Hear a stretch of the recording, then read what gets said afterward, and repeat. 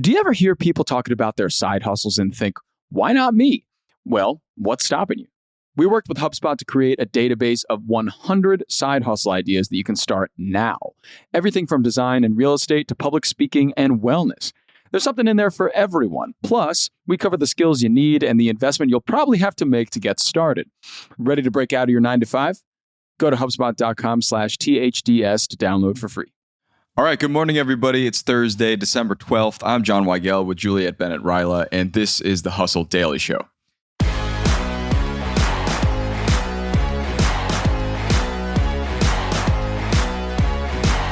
The internet has been calling out Spotify for a rather disappointing 2024 Wrapped. According to many users, the yearly roundup failed on a few fronts: presentation and inaccurate data. And it might have something to do with Spotify's interest in AI. We'll get to that in a bit, but first, let's give you the news in business and tech. Starting us off here, a federal judge blocked the sale of Alex Jones's Infowars to The Onion, ruling that the court-ordered bankruptcy auction for the website, quote, lacked transparency. Jones was forced to sell Infowars to pay the $1.5 billion in damages, of course, he owes to families of the victims of the Sandy Hook Elementary School shooting. That's how this all began. Next, a huge U.S. grocery store merger is now in the pits as Albertsons is ending its takeover by fellow grocery giant Kroger in light of a federal judge blocking the deal. Also, Albertsons is suing Kroger for failing to give their, quote, best efforts to get the merge approval. Very dicey, clean up on aisle 12 and all that. From there, we go to cars. General Motors is throwing in the towel on its robotaxi. GM announced that it's calling it quits on building a fleet of driverless taxis and will instead pursue driver assistance features for its already built cars like Super Cruise, a hands-off driving feature that's already offered in over 20 GM vehicles. GM's robotaxis, which would have cost the company over $10 billion to make, also needed to compete with Google's Waymo and Tesla's recently announced driverless vehicles and robotaxi service. So, yeah, I do not blame them. From the streets to the skies, Jetblue is the latest airline to look at premium offerings to increase their business. This after their failed merger earlier this year with Spirit Airlines is the way executives are looking to save the airline. That'll include adding first-class seats on its Airbus planes. And finally, the NFL just approved the sale of a minority stake in the Philadelphia Eagles. This small 11% stake is going to go to two family investment groups, and this values the Eagles team at approximately $8.3 billion. That's a lot for a football.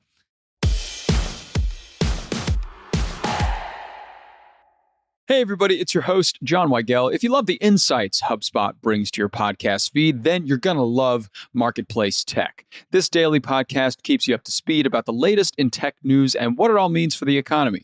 With stories about AI regulation, the fight against misinformation, and the latest in crypto, Marketplace Tech is essential listening to understand the business behind innovation.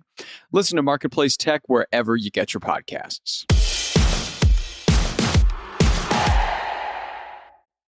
Okay, on to the main story today. Every year, Spotify users rejoice at the company aggregating and presenting their data back to them. This year's Wrap, though, was met with tons of criticism over presentation and a few data inaccuracies as well. So what's at the root of these issues? We'll get to that in a second. But first, Juliet, how did you feel about your Wrapped? Was there any kind of weird tidbits in there? Any suspicious things going on? Yeah, I felt like mine was pretty inaccurate. I mean, I know other people felt the same based on several Reddit threads I read where people were complaining about this. But the way that it felt to me was that it leaned very heavily on the most recent data. Like it seemed like things that I had listened to for whatever reason in October and November ranked higher than things that I may have listened to more, but earlier in the year. And I ended up comparing my Spotify Wrapped data to another site that was suggested by a user on Reddit. And that data seemed to be more accurate just in terms of like the whole year. Like there were definitely songs where like they were in heavy rotation in October for whatever reason. You know, like I do a lot of music stuff in my personal life. So like I might be learning to play a song and then I'm going to play that song more in that month. But I haven't listened to it the rest of the year. And I was noticing like, oh, this is in my top 5. And it's like, I don't think that's true because there's a song that I may have been attached to in January that was on heavy rotation all year. But it looks like it's focusing very heavily on what just happened. Yeah. But there were other people on Reddit who were saying things like, I never listened to this artist, or I've only listened to this track a couple times. I don't even know what this song is. And for some reason, it's appearing in my tops. Weird. A little recency bias, it seems like, is being alleged here. But what was that other site, just out of curiosity, that you went to get more accurate data? So it's just stats for Spotify.com. Amazing. You link it to your Spotify and it'll tell you what your top artists, top genres, and top tracks are, which is interesting because a lot of people are complaining that Spotify this year is not telling them their top genres. And when it is telling them about genres, it's spitting out really weird phrases like vampire football rap and pink Pilates princess pop. Yeah, I also got a lot of like vampire verbiage used in my genres this year, which was a little strange. Yes. It was a section of like thrown together phrases, it seemed like, to describe your genre evolution throughout the year, which is a bit different from things that they've done in the past, because this seemed a bit more abstract than the 2023 or 2022 Wrapped, where they kind of gave you more upfront data but presented it in an interesting way. This kind of just seemed like an assumption of a couple things and a bunch of songs that you've listened to just thrown together. Yeah, I think people were missing a lot of favorite features that they've seen in previous years. Soundtown, which linked you to a city that had similar music tastes. I remember that. Your audio aura, which, I don't really remember my audio aura. Like, I don't know what it said, but it was kind of like this, I don't know, sort of like mystical, your personal energy signature or something. Oh, cool. Okay. It just wasn't as fun. Graphic design wise, it didn't seem as interesting. People were really upset about like this sort of blocky design. Right. That seems to be a lot of where the feedback stems from. Given also that kind of inaccurate data, allegedly, there's also this call out for like the design work and how it was either very similar to the year before, which was similar to the year before, or it was just kind of undesirable for people that expect to be kind of wowed every year. But I guess at the root of both of these issues, do you have any idea like what the real problem here is and like where that could potentially stem from? We mentioned AI up top. Does it have anything to do with their interest in AI? So that is where a lot of the speculation is right now across not only Reddit and people online and different articles I read, but there was also a former Spotify engineer who's talking to Business Insider who was saying that, Spotify Wrapped is a marketing exercise. The point of Spotify Wrapped is that you will share it across Instagram or wherever else, and other users will share theirs, and the new users would be compelled to get the Spotify Wrapped. Like, it keeps people on the platform and it increases brand awareness. It's very viral. And this guy, Glenn McDonald, was saying that when he worked on Spotify Wrapped, he'd really had to push for a more human element. Of course, he was one of several people that Spotify laid off recently. That's another part of the speculation. Like, were there fewer people available to work on this? Were the remaining engineers just like, okay, whatever, like we're not very motivated to push for like an elevated experience after what's happened. And then, of course, an over-reliance on AI. One of the features that did come out this year that is new was one that seemingly nobody liked. I could not get mine to work, so I can't tell you if I liked it. So Google has an AI Notebook LM that can essentially make a podcast. Right. And I think we've talked about this before. Right. Spotify partnered with Google on this. And the podcasts that people got were basically two bots sort of rambling about your listening habits over the year.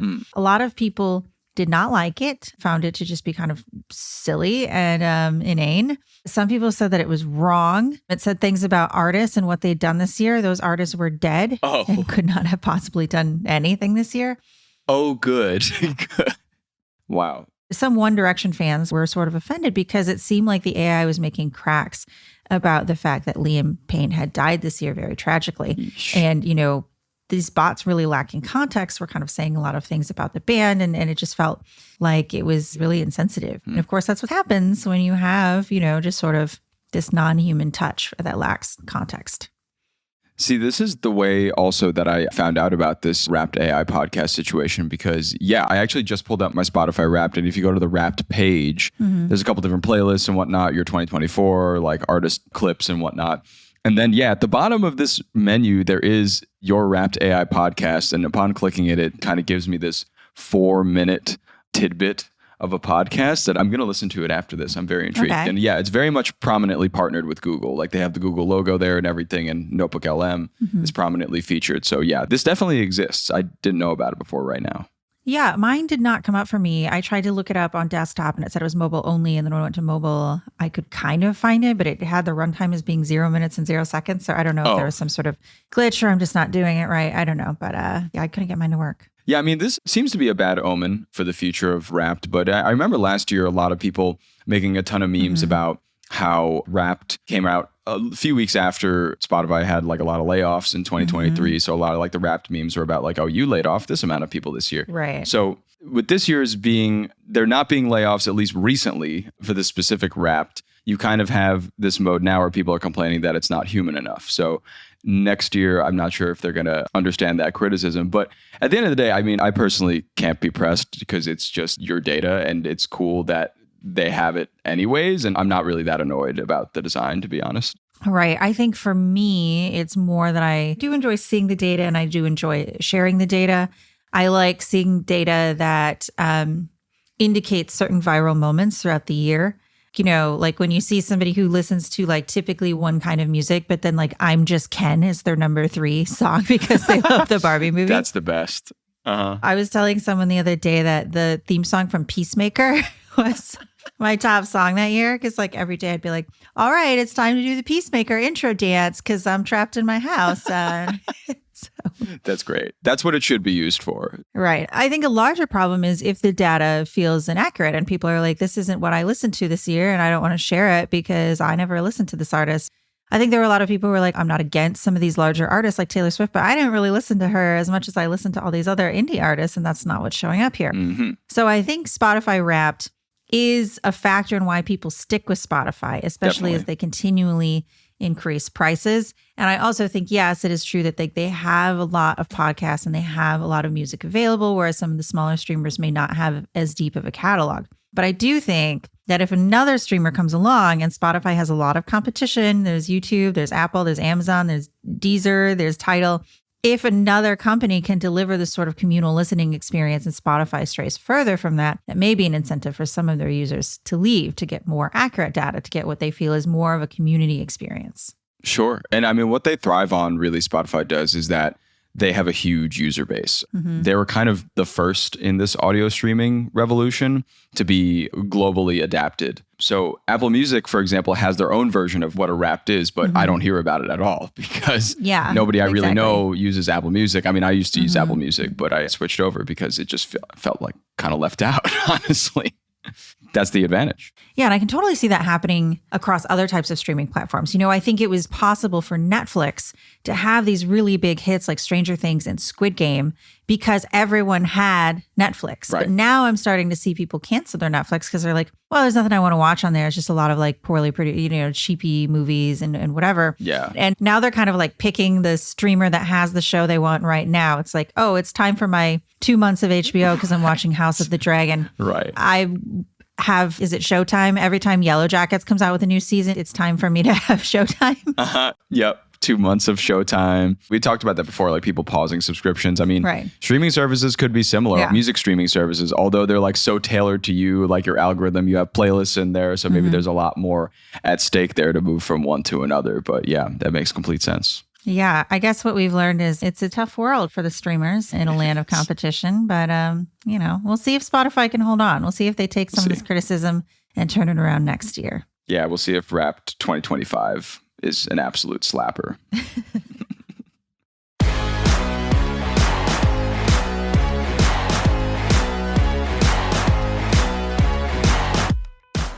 All right, and that'll do it for us today. Thanks for tuning into the Hustle Daily Show. We're a proud part of the HubSpot Podcast Network. Our editor is Robert Hartwig, and our executive producer is Darren Clark. We've got a ton more tech and business coverage in our newsletter. If you're not subscribed, go sign up at thehustle.co/email and throw us a follow on Instagram at The Hustle Daily. We'll catch you tomorrow.